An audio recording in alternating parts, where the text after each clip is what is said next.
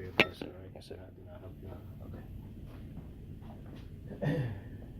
In our prescribed manner, with our heads bowed and hands extended to receive the blessing. On the manner that is comfortable for you, please say the prayer to yourself as I say it aloud. In the name of Allah, the Beneficent, the Merciful, the one God to whom all praise is due. Surely I've turned myself to thee, O Allah, striving to be upright, to him who originated the heavens and the earth, and I am not of the polytheists. Surely my prayer and my sacrifice, my life and my death, is all for Allah, the Lord of the worlds. No associate has he of this am I commanded, and I am of those who seek thee. O Allah, thou art the King, there is no God but thee, thou art my Lord, and I am thy servant. I have been greatly unjust to myself, and I do confess my faults. So grant me protection against all my faults, for none grants protection against faults but thee. And guide me to the best of morals, for none guides to the best of morals but thee. And turn away from me the evil and the indecent morals, for none can turn away from me the evil and the indecent morals but thee. O Allah, bless Muhammad and bless the true followers of Muhammad, as thou did bless Abraham and the true followers of Abraham, for surely thou art praised and magnified. And O Allah, make Muhammad successful, and make the true followers of Muhammad successful, as thou did make Abraham and the true followers of Abraham successful, for surely thou art praised and magnified in our midst. Amen. Amen. Thank you very much, family. All right. As you were. So this evening, and I have to again apologize that, well, first I'll thank Brother Cap because he sent it out to the brotherhood. Sisters, Yes. we're going to work on your communication a little bit. Yes, sir. Because y'all didn't get this was a simple text, just said that we were going to have a guest this evening. And I'll let him introduce himself, but I've known brother for a few years now, seen him work within the Hartford public school system, and especially with our children who have special needs. I think the last place that I witnessed brother's talents were at Waverly Elementary, and you know, one day I was at Waverly, and it must have been a particularly rough day. And there was I might have been a second grade class.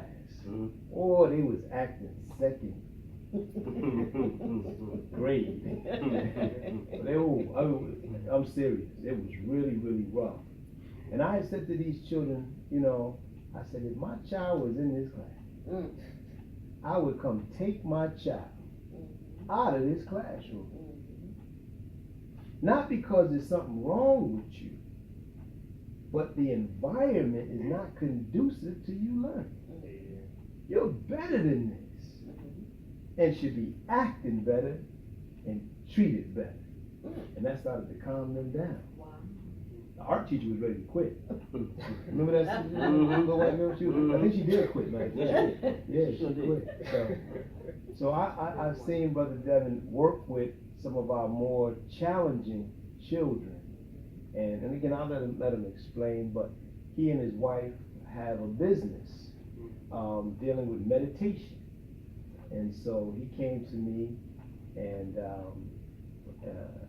I know that he has had a love for the teachings of the Honorable Elijah Muhammad and Minister Farrakhan, and came out to see Brother Akbar. I think he's like the first person to ask a question. Go ahead now. Yeah. And so I said, sure, brother, you know, I'd like to hear, you know, what you and your wife are doing in terms of teaching meditation, because many of the children that he works with are dealing with medication. And so, as he explained to me, teaching them meditation helps to calm them down instead of putting them on medication. That's right. And as we expand that out into our community, we see many of our, not just children, but adults, Amen. who are medicated, Yeah. either on legal drugs or illegal drugs. And so I said, this may be a technique. And I did tell him that, you know, we have a technology that Minister Farrakhan has given us through Dianetics, which, you know, allows us to go back into episodes that have happened in our own life. And it's like a form of meditation as well. So I'm going to let brother introduce himself and and then we want to hear your presentation, brother. My name is Devin McCrory. I'm from Hartford, Connecticut, and the name of my company is the Wellness Initiative. And essentially what we do is we teach meditation and mindfulness as well as offer therapeutic services. What is meditation? Well, first, before I tell y'all what meditation is, need a definition, let me tell you the uses of it. I use meditation as a means of dealing with depression, anxiety, and trauma. Because there's so many people in our city who are seeing painful and brutal things, and they don't have any outlet for it. So you have, if you look at our city, you're basically looking at a 5 square mile mental asylum. 18 square miles. 18 square mile Yes. mental asylum. You have so many people who have seen horrible things. When I was a kid in Hartford, Connecticut, I've seen, dead bodies laying out in the street, drug addicts laying in front of my door when I come home. I've seen my father abuse my mother. I've seen all kinds of horrible things in the streets. So seeing all of these things left me as a nervous wreck, a man who was broken, depressed, and I'm not ashamed to admit I was suicidal at one point in time in my life. I started having panic attacks. And with those panic attacks, I realized that the issue was getting so severe that I needed to do something. And I thought about it, because I'm not the kind of person who's going to pop pills. I don't want to pop no pills. I didn't want to keep drinking, because at the time I was drinking every single day, and that wasn't helping. The drugs wasn't helping. So I knew that I had to do something. I thought to myself, the issue is in my mind, so I'm going to have to use my mind to solve the problem. So what meditation is a means by which you can tap into a wellspring of inner power. Tap into something that's in yourself without anything external. And you could develop yourself enough so that you can overcome all these obstacles. You can overcome the issues inside you. You can overcome the anxiety. You can overcome the low self-esteem. You can overcome the suicidal ideations. What meditation is a means for you to tap into your God self. Awaken that God self that's inside you so that you can overcome not only the pain that we're suffering now, but we're not only suffering the pain of what we deal with on a day-to-day basis as black people in America, we deal with centuries of pain. Because that pain got handed down for generations. From the time of slavery all the way down till now, we're carrying hundreds of years of pain in our DNA. Through mindfulness and meditation, I use techniques and figured out techniques so that I can overcome all of that. And tap into that inner, they call it the energy. It's not energy, it's energy, the inner God that's inside myself. And whoop that right up. So, meditation and mindfulness are the means by which you can tap into a store of inner power and transform your reality. Meditation is the key to unlocking the God self, the supreme consciousness, the ruler over space and time. So what meditation is, according to American Heritage Dictionary, meditation is to train, calm, or empty the mind, often by achieving an altered state, as by focusing on a single object, to engage in a devotional contemplation, especially prayer. So what it's basically telling you is that meditation is a means of training your mind. Training your mind for what? A lot of times we can't accomplish the things that we want to accomplish because the mind is untrained. When you see an individual who has an emotion and they can't control their emotions, they start yelling and screaming, waving their arms around. Their mind is untrained. If you have a dream, you can't accomplish that dream, no matter how hard you're struggling. And I've seen people work on dreams for 20, 30 years. Can't achieve that dream because the mind is untrained. Or even myself, when I was trying to work out one time, trying to get in shape, trying to slim down, I was having a moment where I was trying to eat healthy. And then one day I'm in the cafeteria at my job, I see a piece of carrot cake, carrot cake. My mind is telling me, boy, what are you doing? They say making no sense. I'm telling myself, this don't even taste good. It was nasty, it was old, it was stale, but my body was like, no, we doing this. The mind was untrained. So if my mind is untrained, how can I create the reality that I want to create? The mind is the instrument by which we create our reality. If this is untrained, what can I accomplish? So meditation is a means to calm yourself down, because the mind is a hectic place. The mind is all over the place, right? It's hard to focus on one object. So you're training the mind to focus on one object. By focusing on that one object, you're able to accomplish goals. It takes a tremendous amount of focus and a tremendous amount of power, a tremendous amount of training to achieve the goals that you want to achieve. And the reason why we're having such a hard time achieving these goals as brothers and sisters and as a collective is because our minds are untrained. So meditation allows us to train the mind. Mindfulness is another term that I always use. It's a mental state achieved by focusing on one's awareness on the present moment while calmly acknowledging and accepting one's feelings, thoughts, and bodily sensations, and is used as a therapeutic technique. That's a whole bunch of fancy words, right? But essentially what mindfulness is, It's not being trapped in the past and not being trapped in the future. Because right now, all we have is the present. This is all that exists. Everything else is an illusion. The past already happened, but guess what? It doesn't exist anymore. The past is gone. It only exists here in your imagination. The future never existed. We never had that. All that matters is right now. And right now, this is the moment where all the things that we want, we can have. That's why the most honorable Elijah Muhammad teaches, seek yourself in heaven at once. He didn't say do it later. He didn't say do it yesterday. Can't do nothing yesterday. And I mean, when I was going through my depression, I spent so much time thinking about yesterday, so much time thinking about what happened before. You keep reopening that same wound. It's like if you get cut on your hand. If you keep going back and opening that wound in your hands, will get worse and worse until it's affected. But if you, in the present moment, and allow yourself to heal right now, those wounds will close up and you'll overcome all that pain. And mindfulness also means being aware of what's happening with your body. And that's important. Because once you get to know yourself, you get to know your triggers and know how that feels. So a lot of times when you observe somebody, right, whose mind is not trained, they get upset, they get mad, and they snap like that, right? We've seen people get angry like that, right? But once you become more aware, you realize that anger is not like that. That's the trick. That anger didn't come just like that. It was building up in the body for a long time. Sometimes that anger that you feel in that moment, when you yelling and cursing at somebody who you care about, or you lose control of your emotions, it's been building up for weeks. But we didn't notice it. We weren't mindful of it because we want to go so much, running. Or we're being distracted by things. Or we're being distracted by anxiety, thinking about the future, distracted by the past. And when you think about the past, you get depressed. Think about the future, you get anxious. So you're doing all this stuff with your mind, you're not aware of what's happening in the present moment. Meanwhile, all this tension is building up, until eventually it explodes. Because energy can't be destroyed. It gotta go somewhere. So all this energy is building up in you. So it starts off with your hands might get a little bit tense. Sometimes your leg muscles get tense. Sometimes your breathing might change. Mindfulness allows you to be aware of what's happening with your body so you can prevent that explosion from coming or even correct it way before it even happens. So, meditation. What is the origin of meditation? Right? Meditation has been around for a long time. And looking at the lessons of the Nation of Islam, it says the Nation of Islam has no birth record. Allah has no birth record. Because that means he is so ancient that you can't even mathematically calculate his origin. You can't even think about how long Allah has been in existence. Well, think about it. The method by which Allah was self-created was a meditative method. Because he came forth into triple darkness. When they say triple darkness, think about it. Not only is the universe dark and there's no light, but he didn't have an apparatus with which to see. So he could not look out. He could only look in.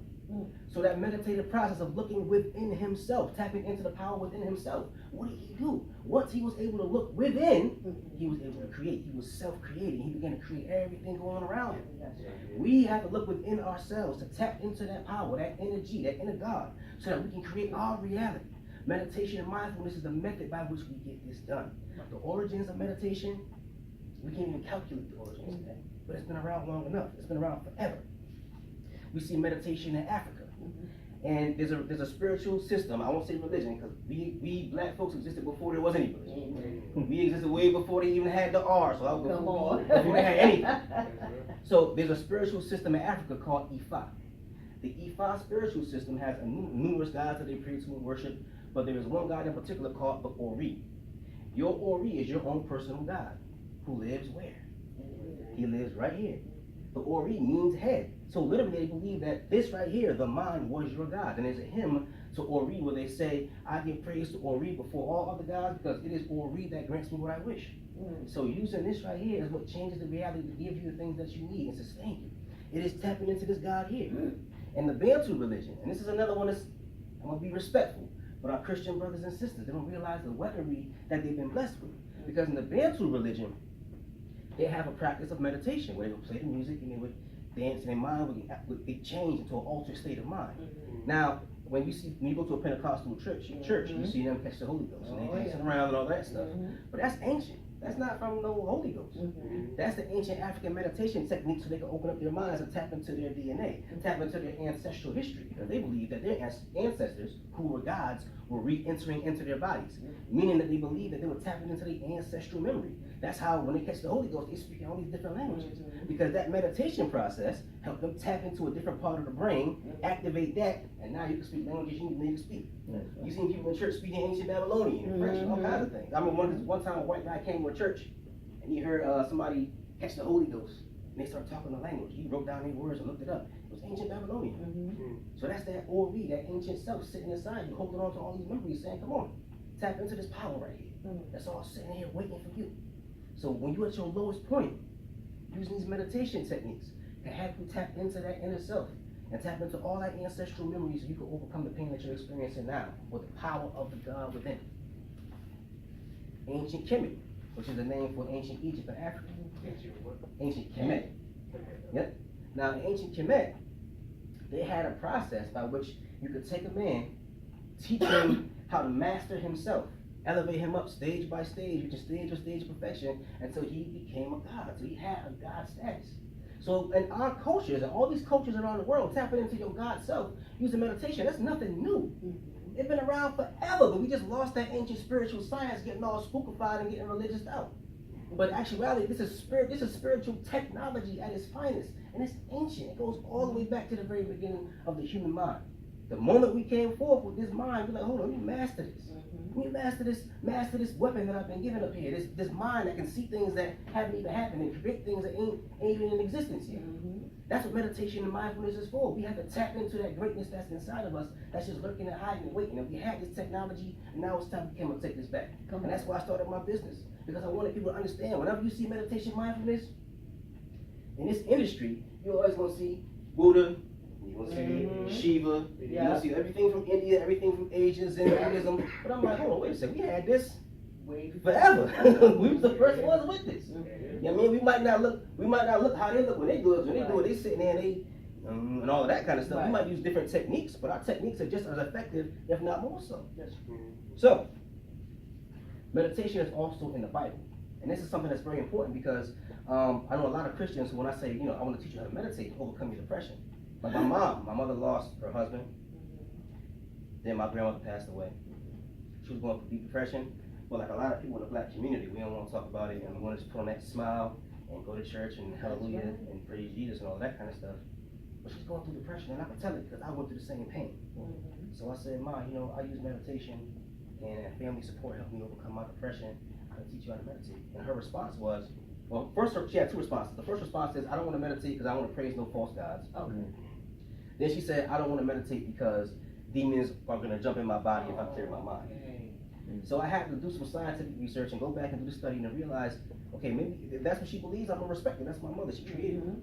But I had to go back and find out that meditation is even in the Bible. If you look at Psalms, well, first of all, let's start off with the book of Genesis. Book of Genesis 24:63, it says that Isaac went out into the fields to meditate.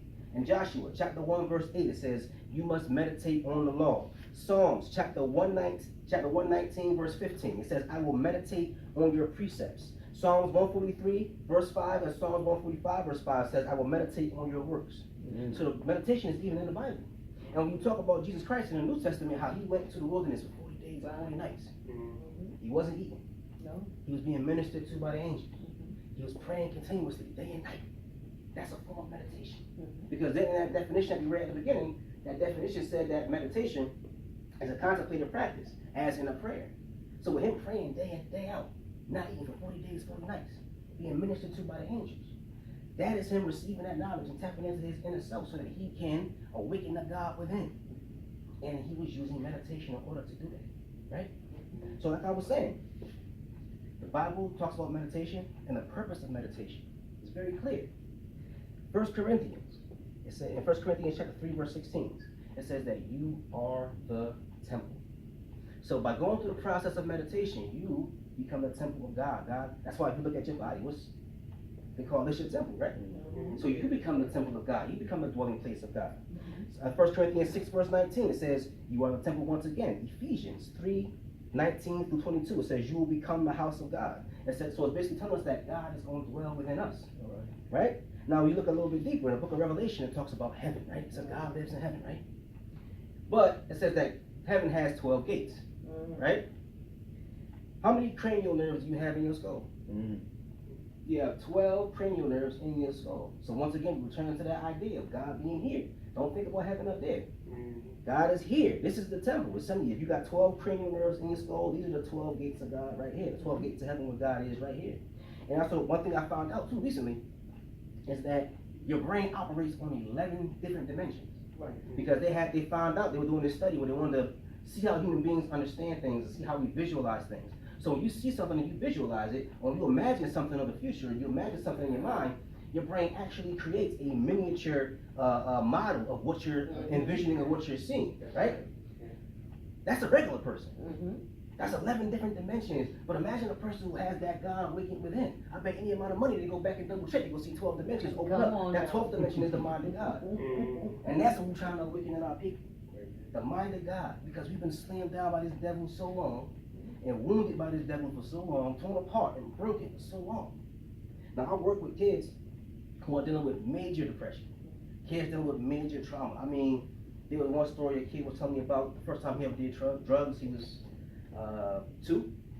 He wouldn't stop crying. His mother took a pill, crushed it up, and made him sniff. I talk about a kid who told me his first memory of his mother was trying to kill him. Put a pillow over his face. So these kids are dealing with trauma on a level that is difficult to even comprehend. So I want to bring meditation and mindfulness to them because these pills ain't working. And I've seen these kids are so intelligent and so smart, and they develop such cunning and manipulation skills that they're taking these pills, they're cheeking them, they're passing them out, selling them. I know one kid who was on a medication, I think it was called trazodone. He figured out, hey, if I take it, it'll make me go to sleep. If I don't go to sleep, I'm gonna get high. So they figured out all kinds of tricks to use these pills for whatever they want to use these pills for. You feel me? The medication is not working because it don't matter what pill I give you, it don't matter what chemical I put in you. If what's inside you is trained for self-destruction, I could give you everything. These kids, you can see it. These kids get put in foster homes where they have everything that they missed in their childhood. And in childhood, they didn't have a mother, they didn't have a father, so they get put in foster homes where there's mother, father, brother. Everything is peaceful. Hello, how you doing? Everything is peaceful. They got 3 meals a day. They got everything they need, and they go in and wreak havoc. Why? Because what's inside is so destroyed, it's so distraught. And it don't matter what you give them on the outside. The pills don't mean nothing. If a person is sick in their heart, ain't no pill gonna fix that. If your spirit is sick, show me a pill that fix your spirit. Show me a pill that's gonna fix your inner pain. There's pills that can change your neurochemistry, but ain't no pill gonna change your memories. Ain't no pill gonna change who you are. There's no pill for that. The only way you can change who you are is through mindfulness and meditation. And I can go on and on and on. I'm actually going to be doing a workshop with my wife. I'm coming up soon. I'll let you know the date, brother. I love Joyce. And I'm gonna go a little bit more in depth because I want to touch on meditation in pre-Islam and in Islam as well. I want to touch on some of the things I read the Most Honorable Elijah Muhammad said, but I don't want to hog up too much time. So I'm gonna move on a little bit. I want to touch on what meditation does and how it works, because it's an amazing process. What meditation does is it does several things. When you meditate, a lot of times you close your eyes. That's shutting down your sensory input, right? Now, when your eyes are open and you're looking around the room, your brain is moving at such a pace, they call that the alpha wave state. You're looking around, it's gathering information. These alpha waves are, these are your alpha waves. My handwriting is really sloppy, sorry. These are the alpha waves. These alpha waves move very, very, very quickly when you're in your awakened state, right? Close your eyes, start to relax a little bit, take a few deep breaths, you get the beta waves. The beta waves are a little bit slower. You enter into a state of being more relaxed. Now, once you enter that state of being more relaxed, what starts to happen is your brain starts to produce more what they call dopamine. Dopamine is a chemical in your brain that makes you happy. Now, when you're stressed out, you're afraid, you're anxious, what's happening to you is you're producing a chemical, a hormone called cortisol. The cortisol chemical, what it does is it generates the fight or flight response in your body. So whenever something bad happens, your brain ain't got time to think. Your brain got to keep you safe. So your brain basically shuts down, and the body takes over, cortisol takes over, and you can either run as fast as you possibly can or fight as strong as you possibly can. Now, if you're black and you're in America, your cortisol levels is always up. Always up. And that's what causes high blood pressure. That's what causes the depression. And imagine if your body is always feeling like it's in danger. That creates a tremendous amount of mental illness in our people. Because we got this chemical, our body's only designed to handle cortisol for maybe 10 minutes. It's supposed to be 10 minutes, your body's supposed to metabolize it, and you go back to what they call the rest and digest stage, right?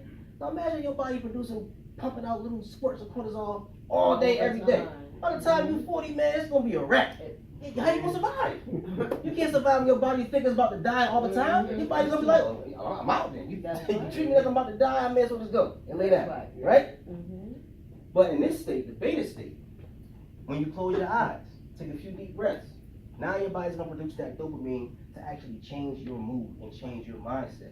And it's very important to do that because once, and I'm gonna tell y'all from personal experience, once your brain will do whatever you tell it to do. That's right.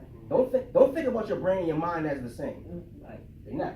That's right. Your brain and your mind are not the same. The mind is in charge. That's right. We so afraid all the time, we forget to master that, but the mind is in charge. So your body could be pumping out cortisol, your brain could be pumping out cortisol. You tell your brain, man, calm down. I'm in charge, you calm down. That's Your brain produces that chemical dopamine, and that changes how you feel. And if you do that enough, you can overcome depression. I had long-term depression. I had depression for a decade. My father died when I was 21. I was depressed from 21 to 29. Wow. Then I said, I gotta overcome this. By the time I was 31, meditating every single day. I started meditating when I was 30. By the time I was 31, meditation, my depression was gone. Because I trained my brain to produce more dopamine than cortisol, right? So your brain will do whatever you train it to do. Meditation is training the brain, training the mind. It'll do whatever you tell it to do, literally.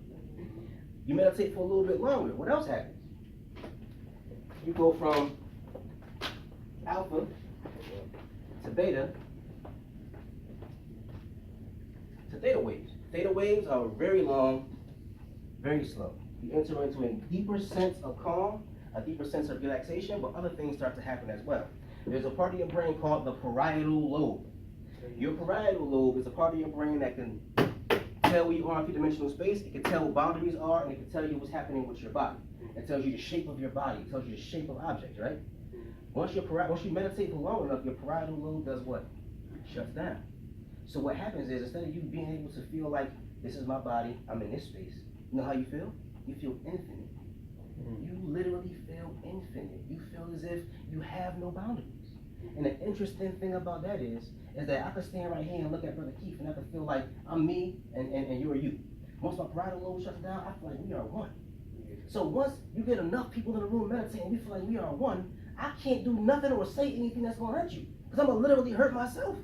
There's a thing called mirror neurons in your brain that develop with meditation. Once you meditate for a long period of time, mirror neurons start to develop. Your mirror neurons make it so that I can literally feel what you feel. So, and I've had this experience, it's gonna sound crazy. I was with my mother. We were going to buy some flowers for her yard. It was a real hot summer day, she wanted to buy some new flowers for the yard. We went and we bought the flowers. But the flowers that we got, only ones we found that she liked were like kind of dry. So I said, Mom, water them flowers real quick. I watered the flowers. And I'm telling you, the flowers were happy that I was watering them. And I could feel it. I don't know, because I know they're not thinking no thoughts. I'm not crazy. I know the plants were not thinking thoughts. But you know, flowers and plants, they communicate through releasing certain smells, certain chemicals, certain pheromones. So the flowers like let me know that they were happy I was watering them. I could almost feel the flowers laughing. And it was such a beautiful experience. I was experiencing what the flowers were experiencing. It was so beautiful. My mother, she's Christian, she's not into that meditation stuff. So I had to like cover my eyes like this, because I got tears in my eyes. Because I never felt that happy before. Because I'm experiencing what the flowers were experiencing. When I'm working with my kids at the school, a lot of times the teachers will get mad at them and say, you know, I'm tired of y'all acting up and this, that, and the third, but I feel their pain.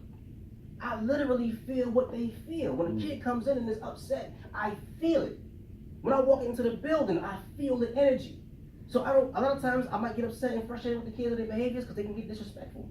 But at the same time, I know you're going through pain because I'm feeling it. My consciousness has expanded to the point for meditation that I can feel what you literally feel it in my body. When you have those mirror neurons in your body, what happens is you feel what other people feel. So like imagine when somebody gets their hand cut and you go, right? That's a mirror neuron on a small level. You develop that even more as you meditate. So imagine you had a whole community of black men, black women, black children who meditate. Mirror neurons turn all the way up. No sense of time and space because the parietal lobe is shut down. They all feel infinite. They all feel connected. How can I pull a gun and shoot somebody? How can I hurt somebody? And how can I, not only that, but how can I ignore somebody who is in pain? A lot of times you can walk right by somebody who's suffering, but if you feel what they're feeling, because your mirror neurons are activated and your parietal lobe is shut down, and you feel like everything is one, how could you possibly ignore that pain? So meditation allows us to all connect. That's why when you look at certain things like in ancient Egypt, you see those pyramids, right?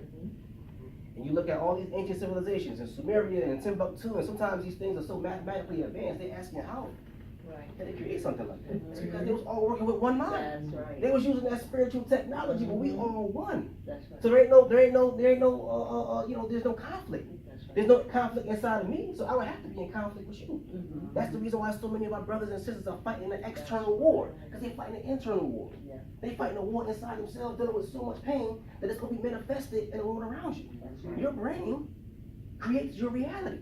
Literally, your brain is a literal reality creating machine, Yeah. whether you know it or not.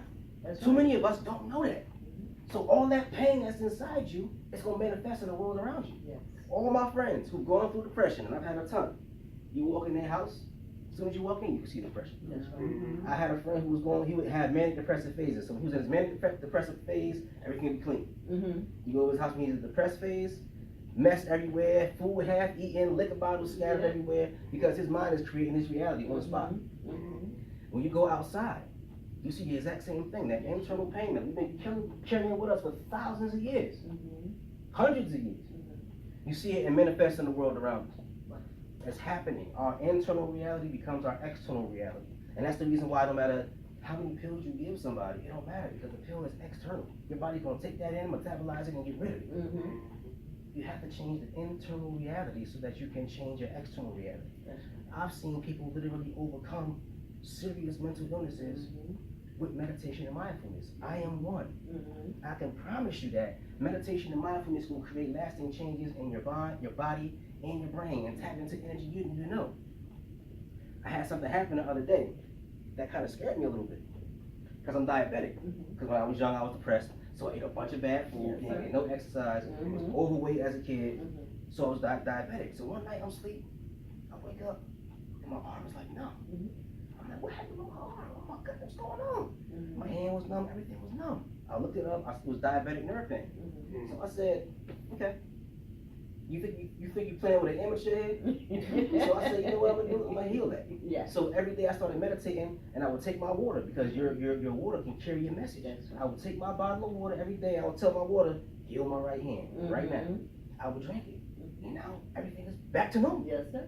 Everything's back to normal, because once you understand the spiritual science of how all of this works, you understand that once you master this, you master all of this. This is a reflection of this. That's right. All of this is just a reflection of this. Everything is here.